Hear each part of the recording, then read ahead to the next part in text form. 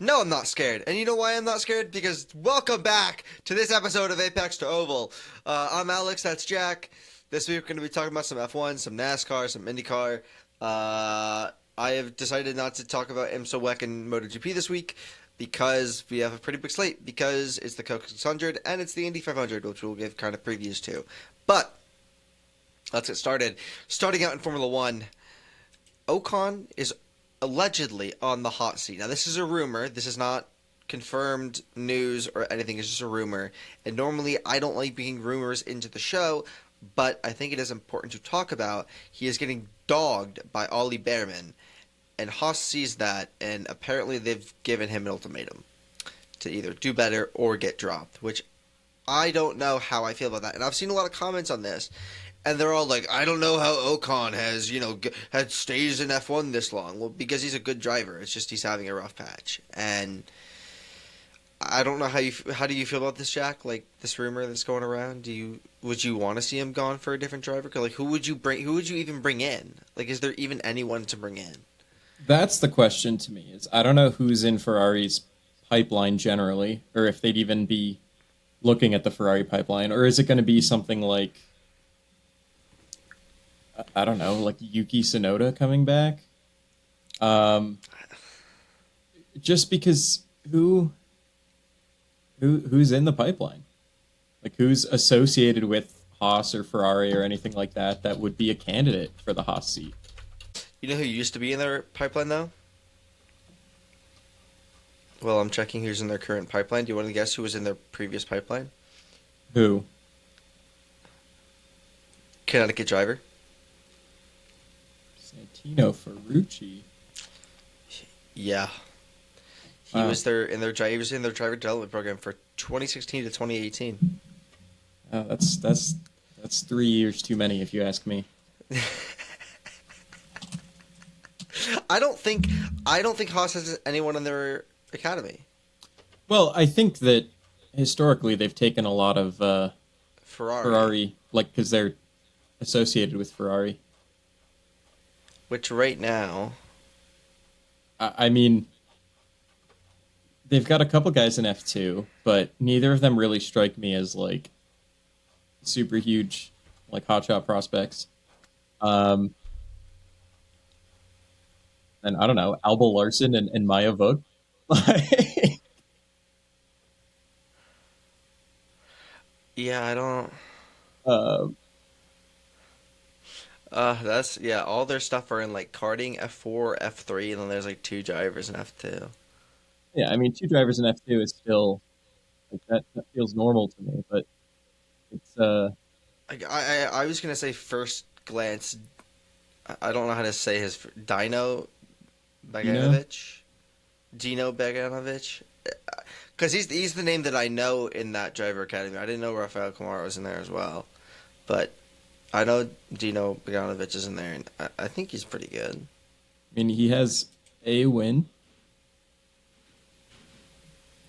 Okay, in what? He's been in F2 for this is his third year.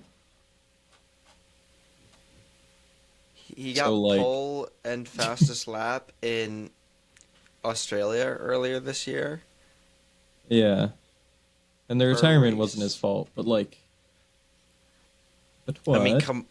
Kamara's third in the title right now.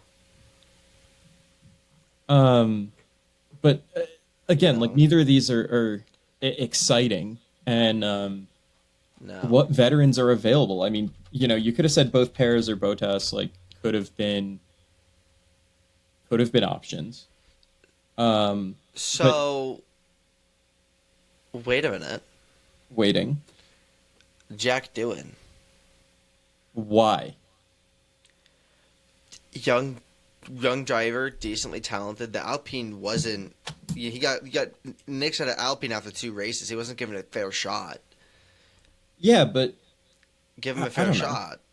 I feel like we're not talking about like Esteban Ocon is good enough that I don't know if I'm talking about that category of driver. Like either I'd be looking at someone who really feels like they have the potential to like be another Behrman or someone that you're getting maybe even an upgrade as a veteran driver. And I don't think either of those exist right now. Screw it. Throw in that Giovinazzi, Italian Jesus. What's He he is up Ferrari. to? He is Ferrari's reserve driver, and he is racing in WEC full time. Yeah. He Yeah, I don't know is about no, that but one, Chief, but genuinely, he is Ferrari's reserve driver. He yeah, is no, I Ferrari's believe reserve it. driver. So like, you Got to know, keep your token Italian on hand. I mean, do you want Stoffel Van Dorn? I Uh, guess. I think we're like a decade late on that one. Do you want like Zhao? Do you want You see what I mean? Like none of these people excite do, me. do you want to give Frederick Vesti his shot? I guess. Call Mick Schumacher back. Do you like I don't know, like there's not really like outside of Yuki and like Giovinazzi, there's not really anyone that's like there's just no one that's like proven in motorsports in the reserve lineup. Like Stoffel Van Dorn I guess is, but like it's I don't know. There's no one. There is no one though. There is nobody to like. You would just keep Ocon. Ocon's better than all the drivers mentioned. Alex Palou. Wait a minute. That's. And he is eligible for a super license. I'm pretty sure, because he's won IndyCar the past what 7,000 years. Yeah. He does have the points. Um, If you want to do it, I mean, go ahead. He is fast. but But no, I don't know. I don't know what's going on with Esteban. no, I don't know either. I think realistically, you just keep him for the rest of the year and see how silly season works out. Maybe they bring in. I don't even know. I don't even know who they'd bring in at the end of the season. I don't. Yeah, I don't know. Anyway, um, Horner, Christian Horner is reportedly talking with BYD about their possible 12th entry, and BYD is also interested in a stake in Alpine, so they could make a move to buy out Alpine or get a 12th team on the grid, and then Christian Horner could become their team principal. This is true on both counts.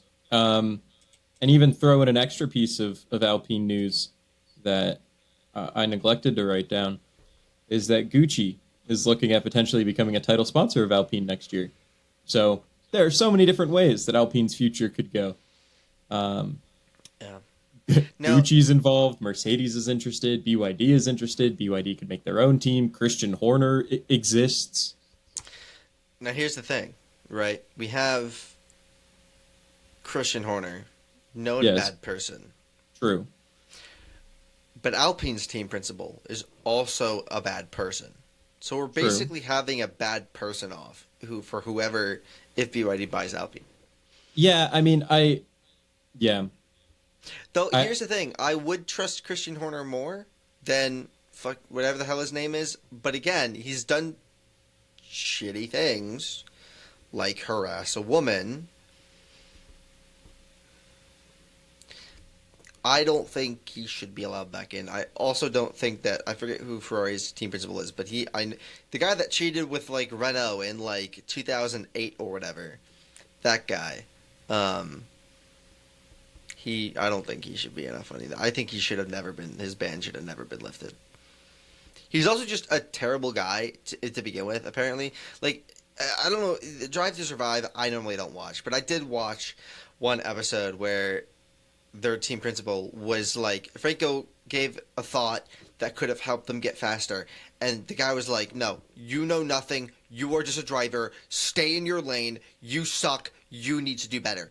The team doesn't need to do better, you need to do better. That's a synopsis. Those words actually weren't used, but it basically a synopsis of what he was saying to Franco, and I think that's just a disgusting person to have as a team principal.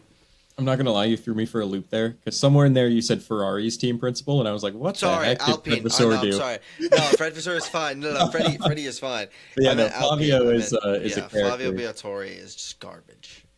I don't know Uh, how he got a seat. I don't know how he got team principal job again.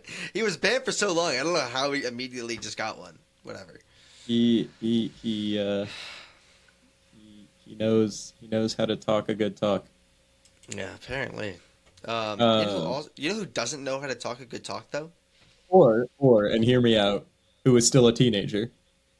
But go on. You know who doesn't know how to who can't talk a good talk? Kimi Antonelli. You know why? Why? Because Mercedes is not allowing him to race in the Nürburgring. Yeah. Personally, I am Tough. shocked. I'm shocked that they're telling their second year young driver to focus on F1 for the time being.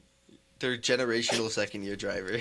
I am so shocked. Meanwhile, they're joking like, yeah, maybe once you win 4 world championships, like, then you could go to the He will Nürburgring. just do that though. Like he will just do that, and then you have no choice but to let him on the Nurburgring in 4 years. I mean, And by then, they'd be more than happy to, I'm sure.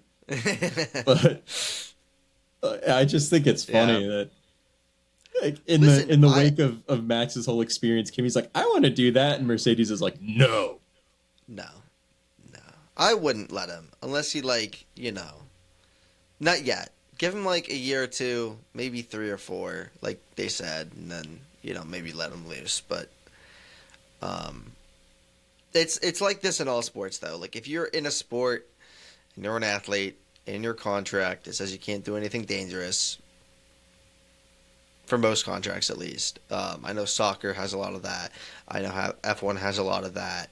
Like, but there's a lot of like they're worth a lot of money and they're paying them a lot of money and they're some people are like really just necessary for the team to win and you can't let those players go do dangerous things and I think this is one of them because Kimi is a teenager and it's the Nürburgring for goodness sake.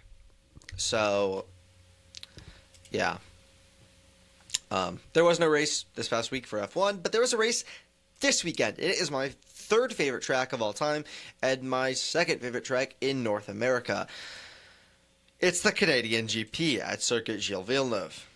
So, I am 0 for 4 in my picks. Jack is 1 for 3. I am going to pick Kimi Antonelli to win this race because either he does really, really bad and my curse in F1 is still true, or he's going to do really well and he'll break the curse of my pick. Because every driver I've seen to pick to win the past 2 years has never actually won.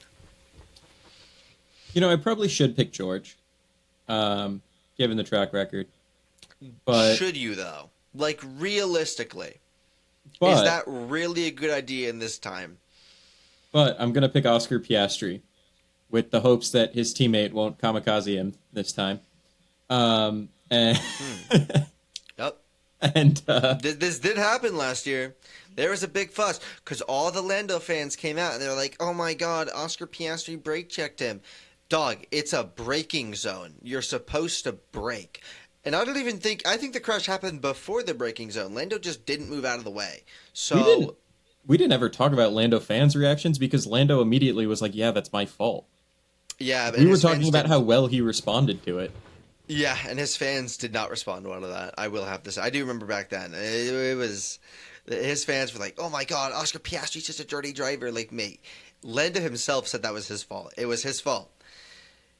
And I do believe that if he made that move that he made that caused the accident, like maybe a couple seconds later, it would have stuck. But he made it too soon and he messed up and he crashed. So, but I think Lando will do well this race too. I'll make that prediction too. I think Lando will do well. I think George won't. George is. George, I don't know what's happened. What like the dude was supposed to be the number one driver and he's not. What happened? Genuinely, because I feel like Mercedes was like, "This is George's team now." That's my Total Wolff impression, by the way. But he's like, "This is George's team now," and it's like, is it really? Because he isn't doing well and he's not performing, and I think he's breaking under the pressure, under the lights as we see it. Um, I don't think George is a good pick for this track. And you know what, George, go and prove me wrong. But like you've been garbage the past couple of races, and I don't think he's gonna win it. I think it'll be Kimi, I think it'll be Lando, or I think it'll be Oscar. Give me Oscar. That's all. Yeah, good pick. No, I actually like that pick. Oscar didn't do as well last year, but I think he's normally way better in the beginning of the season, and this is a beginning season race, and I think he'll do just fine. As we move on to NASCAR, you know what else would be super fine? SiriusXM, who signed a multi-year deal with NASCAR to be their radio show host thing for all 3 series. So, pretty fun, I guess. I don't know. It's journalism. It's kind of like a journalism type thing because broadcasting is journalism. And what? This is just a renewal of the current setup, right? Yes. They're not changing anything about the accessibility of it? I don't believe so. Cool. Then awesome. Lovely. Yeah, I think this is just a renewal. Always good to have their impact on content, on the shows that they put out. I don't personally subscribe to SiriusXM. So, of course, my first reaction seeing them extend it in the current broadcasting climate is like, hey, are they like taking all the races and paywalling them? Like the radio broadcast of them, but no. I don't. Yeah, I don't believe they're doing that. I think it's still free for everyone, which is good. That is a good thing. Also, good thing. Probably my favorite news this week, outside of what happened in the Premier League today, which we'll talk about a little later. But Kurt Busch is back. He's back racing. Kurt Busch is racing again. I've been praying for this. Oh my God. People who don't know, he's racing in the historic sports car racing NASCAR Classic at Circuit de la Sarthe, which, if you don't know, is the 24 Hours of Le Mans track. It is the Le Mans racetrack, and he will be racing there. Let's go! I'm so excited for this. I forget what day it was, but I'm excited. I cannot wait. It's the same weekend as Le Mans. I am hype. I love Kurt Busch. I hope we have some good radio messages from him. Please come back permanently. No excitement? I mean, I feel like that's Really? what retired racers do, is they race every now and then. It's Kurt Busch. Speaking of fun Kurt Busch things, did you it was last week that he was on Door Bumper Clear? I think, or was it 2 weeks ago? It was. I think it was. It was fun. Yeah, that was. I enjoyed that. I think he often gets reduced to. He's got he definitely earned his reputation, a negative reputation, right? But especially as his career went on, kind of matured, I guess. But he's, since retiring especially, really let his actual personality show through a lot more, instead of just being known for variations of getting angry, which is lovely. And it was really great getting to see the quote unquote real Kurt Busch on that podcast episode, and hopefully, maybe not hoping for radioactive moments, but just hoping to see him, having fun at the track, get that personality keep showing instead of just frustration. Yeah, my hope. I'm a massive Kurt Busch fan. I didn't watch NASCAR when Kurt Busch was around, sadly. I came in just a year late. I think he retired in 2022? Sounds right. So I came in kind of a year late. It was realistically 2 years too late. Because I only watched, I think, one race in 23, and that was when Kimi Räikkönen, I think that was in 23. And then ever since 2024, I've been watching full time. But love to see Kurt Busch. Love his radioactives. I get that's the bad side of him, but it's always fun to listen to. Because I feel the same frustration when racing on racing games. So, yeah. There's also some people inducted into the NASCAR Hall of Fame. Larry Phillips on the Pioneer ballot, Kevin Harvick on the Modern ballot, and Jeff Burton on the Modern ballot. And Lisa France Kennedy won the Landmark Award. Jack, what are your thoughts on this? Larry Phillips, no clue, but I know Kevin Harvick and I know of Jeff Burton, and I think these are pretty standard picks for this year.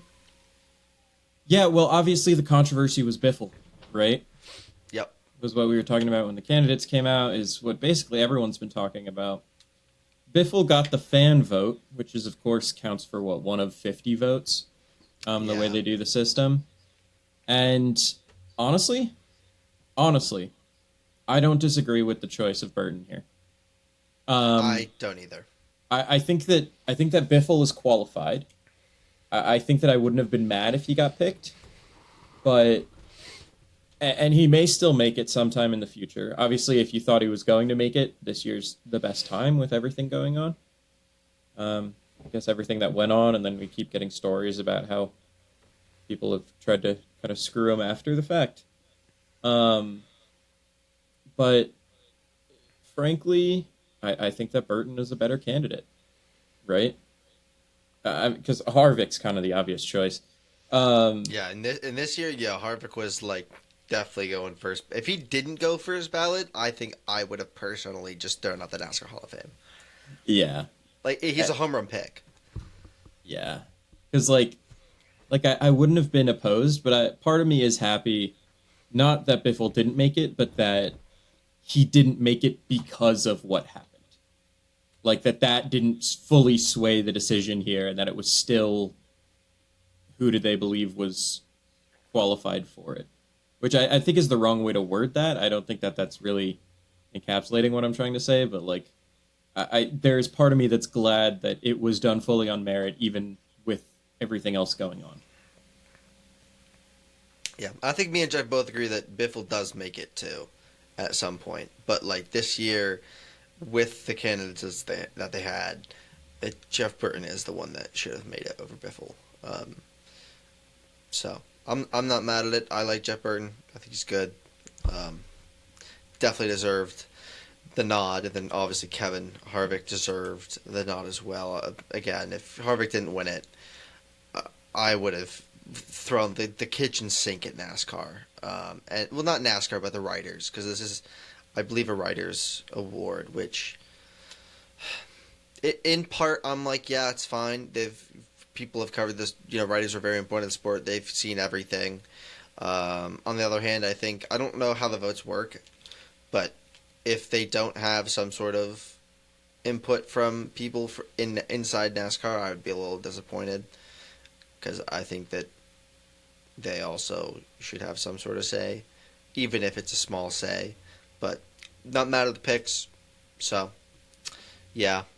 And then the final thing, AM Racing is closing its doors. Jack did not know about this until I messaged him the next day, which I find hilarious, because we've talked about this on the podcast, that AM Racing was kind of struggling a little bit, and they are done. Kaput, done. So, Jack, do you have any thoughts on this? Because I know you probably do. Not necessarily, at least nothing that we haven't talked about before. I think that the big thing is that Ford no longer really has any cars racing. Like they have RSS still has like a Ford chassis that they ran, I think, last week for one of their cars, even though they moved to being a Chevy team, Haas Allied, all that. But it's just the same conversation of like, what is Ford doing with development? And also, like, poor Nick Sanchez, man. That was a good race car driver who, maybe didn't have the best of starts to the year. Like, he was in the 20s in points, but certainly deserving of a full-time seat, certainly deserving of a competitive ride, and here we are. Yeah, I will also say they made the playoffs last year with Harrison Burton, so they clearly weren't a bad team. They're just losing a lot of money. Yeah, once the sale fell apart at the beginning of the season, I think that it was in the cards, unless they could find some other way to stay afloat, and they just kind of petered out slowly instead of even really announcing anything, right? Like they ran, they withdrew, they kind of disappeared, and then it gets quietly reported on Friday, which, to be clear, you texted me. I was at Cedar Point all day on Friday. You texted me right before I woke up on Saturday. So I saw that before I went to catch up on any news. Yeah. In fairness to me. Yeah. No, that's fair. Yeah, I But woke yeah, up. I woke up to you telling me AM Racing was dead, and I was like, "Oh, gotta go check up on this now. ruh-roh." But that's not good. But yeah, I mean, it's rough. So many people were laid off. You just gotta feel for them. Um, Now, recaps for Watkins Glen. Denny Hamlin's the GOAT. Or sorry, not Watkins Glen, Dover. Holy crap, I forgot the change on the dock. Recap for Dover. Denny Hamlin's the GOAT. Non-points race, obviously, but the man has a fire lit under his ass that, whoo, I would not want to be facing him in the playoffs. That's for damn sure. But yeah, Denny Hamlin, boring as AF, and then F the All-Star race. I think they just need to scrap it, or maybe not scrap it, but like do something, like anything, because like they took away the race that like people could qualify who weren't able to make it, and it was just garbage. And they made it like 300 laps. Why is it an All-Star race 300 laps? Well, they For combined what? the Open and the All-Star race into one race. That's Technically, stupid. technically, the All-Star race was only the last 200 laps. Um, Why do that? Like but I don't get it. welcome back, Alex Bowman. I guess. I mean, he did pretty well. Zilich had a really good showing for, for whatever it's worth in something like this. And it was a wreck fest. I mean, what? Only 20, or I guess 21 cars finished the race out of the 40 that started. And like, yes, some of them were getting cut from the field anyway, but like, there were basically 26 cars running by the time that they cut the field. Like, it was rough. I mean, at Unless least you're a the direction Cody of Ware fun. fan, I guess. Does he? Well, he probably does have fans. His family. Well, he used to have some fans, and then kind of lost those when he, ended up getting a mugshot on the internet, so to speak, and that earned him other fans for some reason, because this is a strange world. Yeah. Strange world. In the rally, Corday won. And all I gotta say is get his ass in that 48. Not actually, but he looks damn good this season in the O'Reilly series after a kind of rough start, which included a decent amount of top fives, but like he just didn't look like he deserved the top five because he was wrecking people a lot. But since then, he's transformed. He looks really good. I think he has 2 wins now on the year.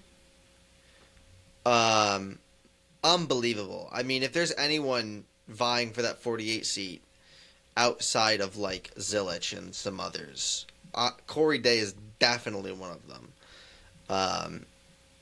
He is very good. Yeah. He's finally getting able to show it. Because we all knew he had talent. He was great dirt, and Larson backed him, which is, if you're backed by Kyle Larson, you got something to you, and he's finally being able to show it. Yeah, and the interesting thing with Corey, clearly he's being groomed to take over a Hendrick seat, but you're not going to sign over a Connor Zilich and only keep him for a year, right?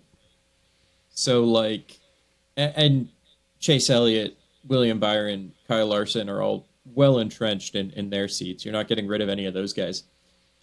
To the point where I'm thinking more and more that it's very likely that next year they just throw Corey Day into the 48. I know that Hendrick is usually pretty conservative with their driver choices. Like, they don't want someone who is going to be doing what Ty Gibbs did for 2-3 years and like finishing in the back and really not living up to the standard that Hendrick expects from his 4 cars.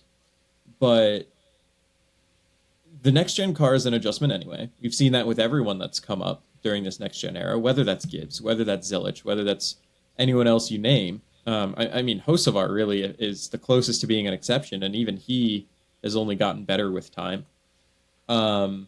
He just was not in very competitive equipment at the start, so it kind of hid any struggles he might have had where maybe you just let Corey Day struggle for like a year or two, understand that he'll be running in like the 20s and 30s, and then hope that by giving him that time to kind of cut his teeth, that he turns into what you know he can. Yeah. I think they might promote him, and I'm, to be honest, not mad at it. If they end up promoting Corey Day, not mad at it. He is clearly talented. He's clearly shown it in the early series this year. He had flashes last year, but he's really been able to put it on this year, and I wouldn't mind it. I'm not gonna lie. He's, if he can win a couple more races this year, no matter where he finishes in the chase, I would move him up. I mean, he is looking really good. So, yeah, that's very fun. And then Busch dominated the trucks race, which, go figure. Who's It's shocked? Kyle Busch. Raise your hand if you're surprised. I am. No. No one should be shocked. It's Kyle Busch in the lower series. I know that the original term bushwhacking wasn't made because it was literally Kyle Busch, or maybe it was, but it was like No, it was the Busch series. It was Harvick. It was Harvick who was really the reason why. But like I think the bushwhacking can now literally be called bushwhacking now because of Kyle Busch. Because every single time he's in a lower series race, you know he's going to win. It seems like every single time. I know it was originally like Busch Light series, but you know what I mean.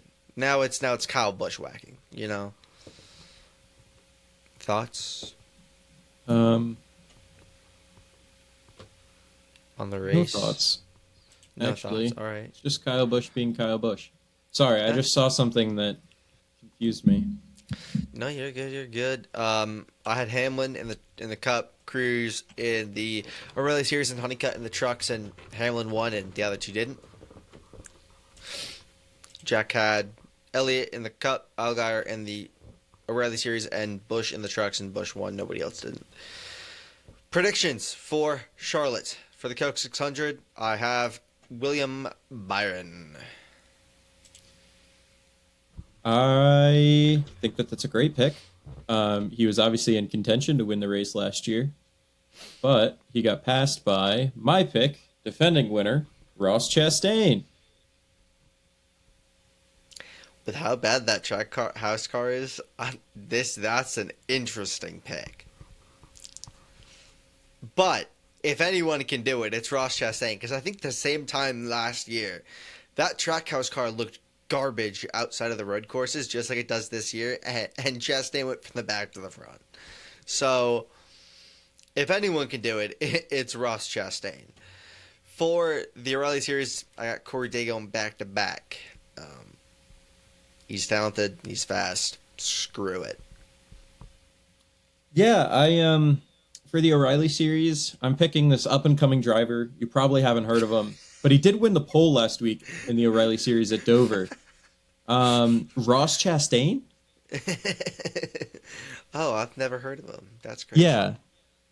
Yeah, he's something like he's like a watermelon farmer or something. Is he? That's a crazy come up. I mean, that's incredible. Yeah. To be a watermelon farmer to race in NASCAR, he might have a seat in the Cup one day. Although I will ask, because I just saw something that confused me. Speaking of the O'Reilly Series, on the entry list on NASCAR.com, Parker Retzlaff is listed as ineligible for driver's points. He's got the little I next to his name, and I am very confused. I do not know what that's about, because as far as I was aware, he was earning points as a full-time driver in that series. Wait, hold up.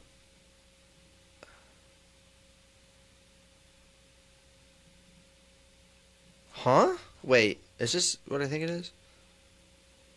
No, he doesn't have an I next to his name. Are you on the entry list for the O'Reilly race? Yeah. The Charborough 300?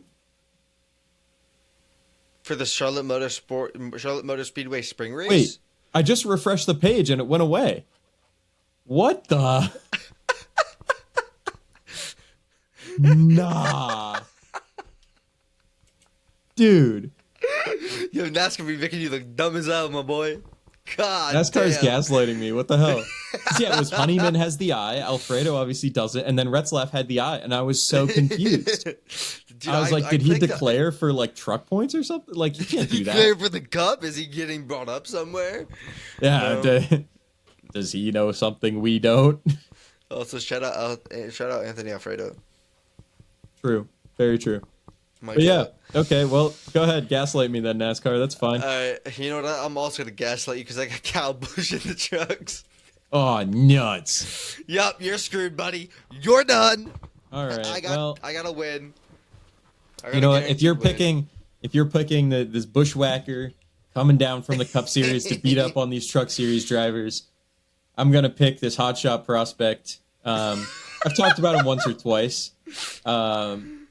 You know, he's in a niche truck, so you know, maybe not the same equipment as Busch in that Spire truck, but I think he might be able to keep up. It's Ross Chastain. Oh, that's crazy. I don't know who that is. Can you explain to me who that is? He and teammate Connor Zilic are both trying to run the triple header this weekend, all like 1,100 miles or whatever it is. Wait a minute. You said Connor. Corey, I'm sorry. I gotta go to Zillage, baby. I'm apologizing. I have Zillage for the O'Reilly race. I gotta do it. I gotta do it. Do it. I'm going Zillage for the O'Reilly race. It has to happen. But with Chastain and Zilic both doing the triple header, both racing over 1,000 miles of NASCAR racing over the weekend, I figured it was only fair if I picked one of them. And Chastain being the reigning Cup winner and running well in O'Reilly and all that, I figure I'll go with him. See, I would do all Zillage, but also I need to get some points back on you, so I'm gonna pick the drivers that should win the races. Yeah, and Zilic, it doesn't ever I feel need like these Zilic has points. quite figured out the truck. He did last. Watkins then he was doing damn well with that. That's a road course though. Like that's different. Listen, you didn't listen. You cut me off, sir. Sir.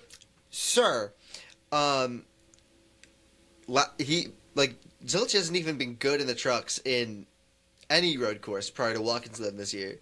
So it was a revelation that he was good. Anyway, sorry. IMSA, WEC, MotoGP, nothing for us. But we do have IndyCar. Now, normally we only do our IndyCar driver spotlight. I forgot to add the Indy 500 into our races, but I will do that in a bit. And the Indy 500 is this week. Yes, it is.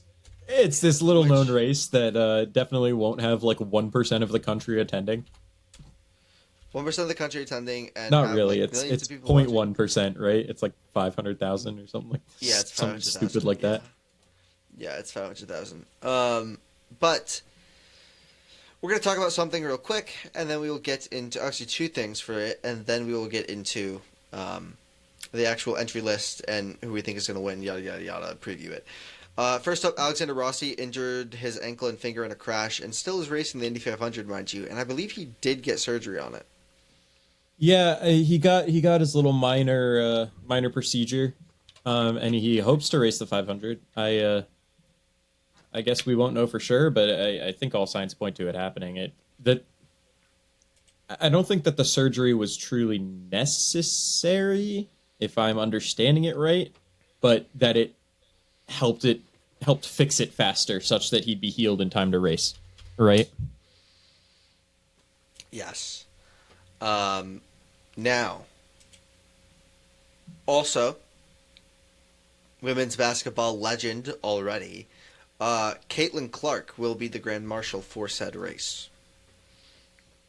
Okay. Pretty sick. Indianapolis Fever, Caitlin Clark, the face of women's basketball. Not a bad pick. I actually like that pick for Grand Marshal. I think she's a worthy Grand Marshal. But let's get into the Indy 500 little preview. So we have a couple of things. We have the starting grid. On pole is Alex Palou. Oh, Trying to go back to back. I know. It sucks that Alex Palou is on pole because he's an animal and a dog, and he got that Actually, dog in him. I'm gonna be right back. I All have right, to well, take while care you of do this, something quickly. Okay, well, I'm gonna prep this, and then when you come back, let me know. All right, Alex Palou is on the first grid slot. Now, mind you, they line up in threes, so Palou is your first. Rossi, again, who we just mentioned, who had surgery and hurt his finger and his ankle, is running second. Rossi heard it was 2016 and turned back the mother trucking clock as unbelievably he gets into second with Ed Carpenter Racing. Pretty cool. David Malukas, Team Penske, first year with Team Penske, starting third. Unbelievable, by the way, from him. He outqualified his teammates, which was Scott McLaughlin, and where is he? Joseph Newgarden. Pretty sick for the young guy. Fourth is Felix Rosenquist for Meyershank Racing. Again, turned back the clock, pretty good. Very, actually, good position for him in fourth. And in fifth, we have the Satan of IndyCar, Santino Ferrucci, for AJ Foyt Racing. No thoughts, just sad that happened. Even though he is from my home state. Sixth, Pato O'Ward, chasing an Indy 500 victory.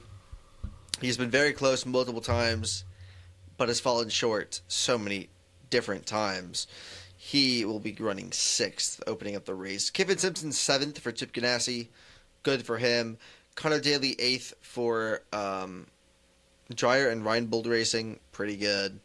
Scott McLaughlin at ninth for Team Penske. Also pretty good. Scott Dixon, 10th for Chip Ganassi Racing. Pretty good. Reynes VK is 11th for Junkos Hollinger Racing. Pretty good. Takuma, holy shit, I can't even pronounce shit.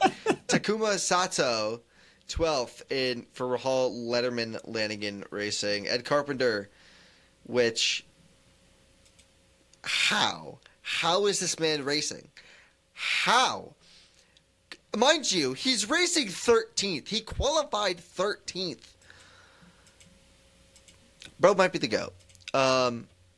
Bro might be the GO-unk. All right. Or, as I like to call it, the gunkle. One letter away from Grunkle. Oh, ooh. 14th is Helio Castroneves. Again, a gunkle, because he just turned back the clock and is 14th with Meyershank Racing. 15th is Rasmussen, who, good driver, has a race win. Very popular. Christian Razzie Rasmussen. Thank you very much. Next up, we have Marcus Armstrong in 16th.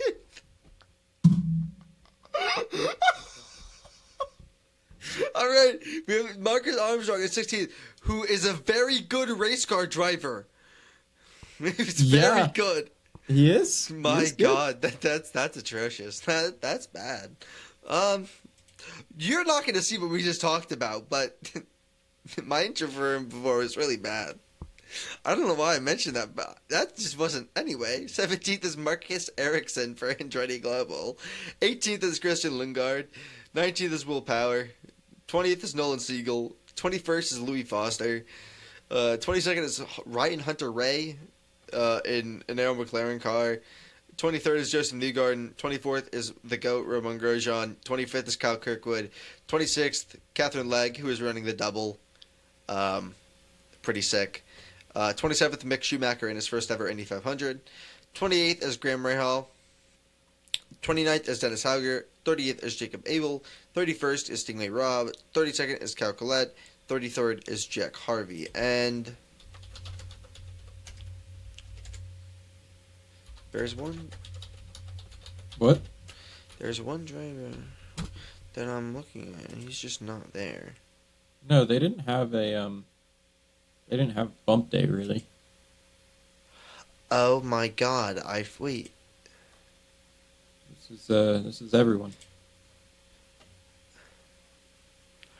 I know, but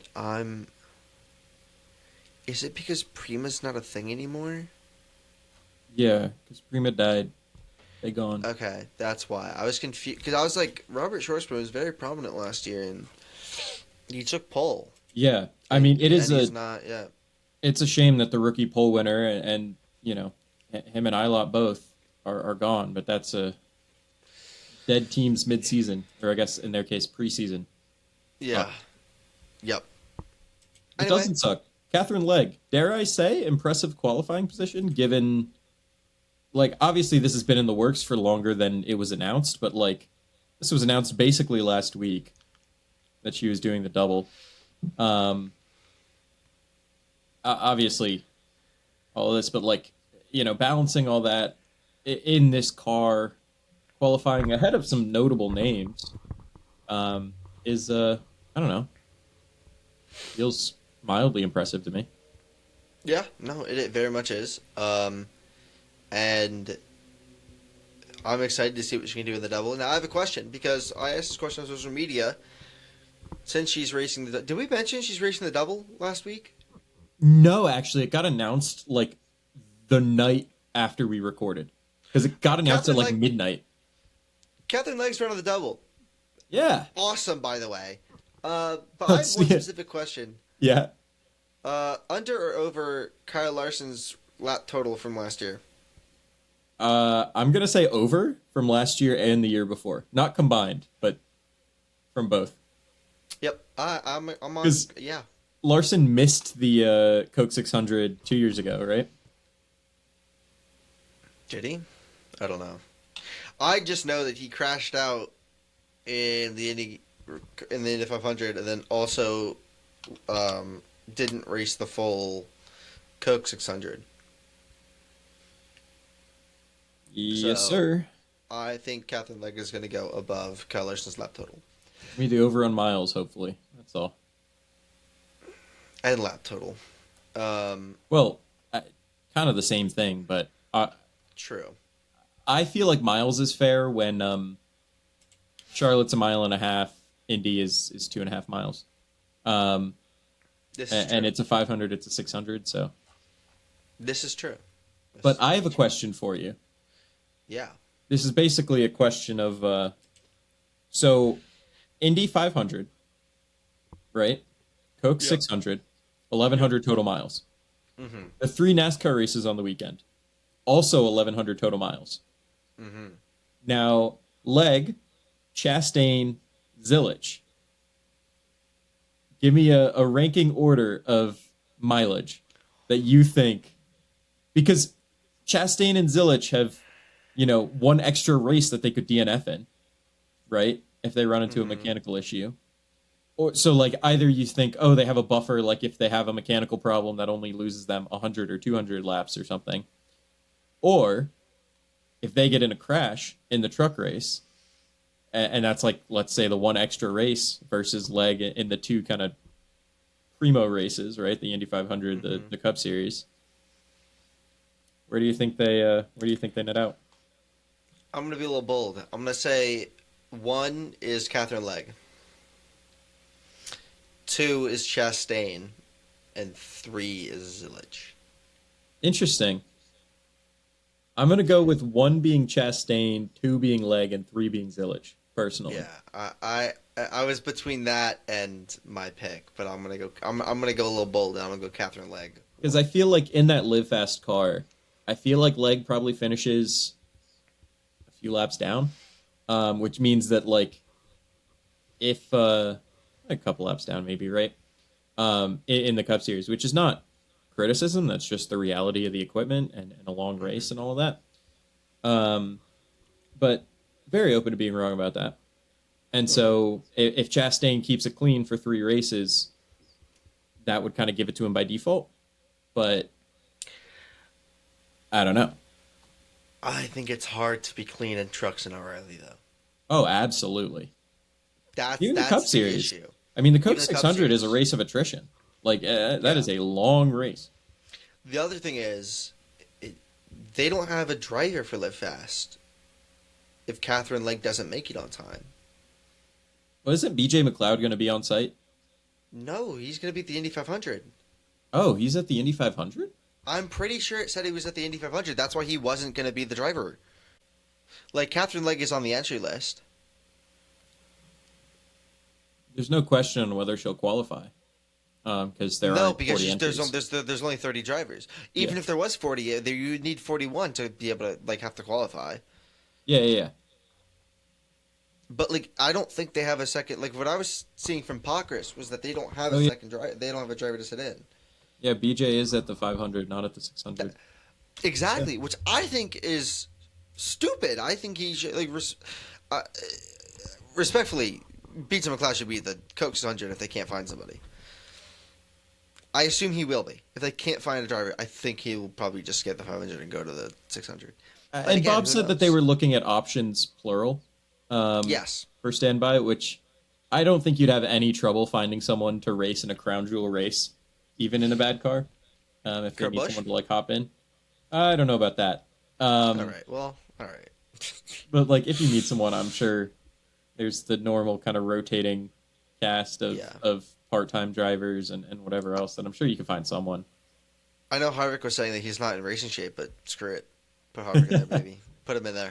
But My problem with that is it's a get Truex 600 in that miler. be So Like if this he's not was gonna be driving a 600. He's only driving until Catherine Legg gets there. okay. You don't think he's not gonna drive? Why would he drive the? She's attempting the double. Once she gets there, she's in.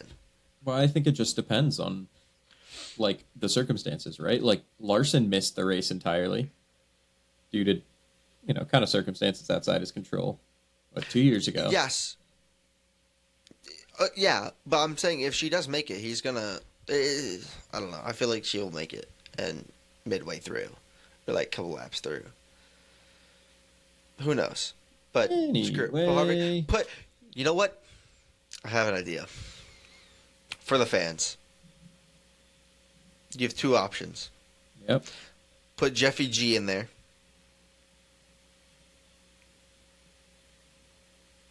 You know who that is? I assume.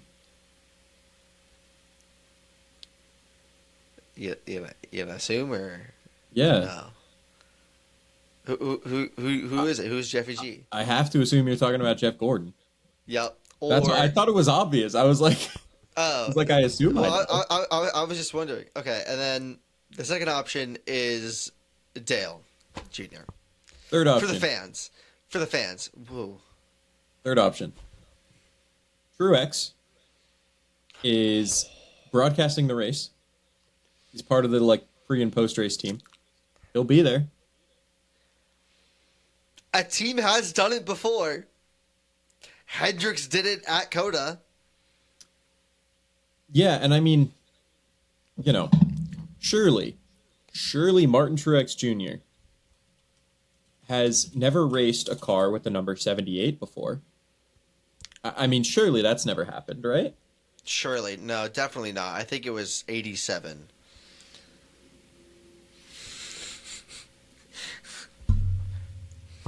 Cinema. No, but we'll see. It'll be fun. It's I wish it was still Monaco this weekend Yeah. instead of Canada, I do just too. for the kind of history of it. But it's still not quite the same racing all day, but it's still racing all day, and that's a good Sunday right there.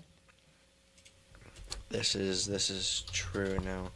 Before just The Canadian GP, instead of being like Monaco in the morning, then the 500, then the 600, it's 500 Canada, 600 back to back to back. Yes. Give me una minuto, just so I can. By the way, there's 7 practice sessions. Or 8 practice sessions. That's nuts. For the 500? Yeah. Also, guess what? What? The Oscar Mayer Weenie 500. Yes, sir. Friday, 2 p.m. The goat is all right. back.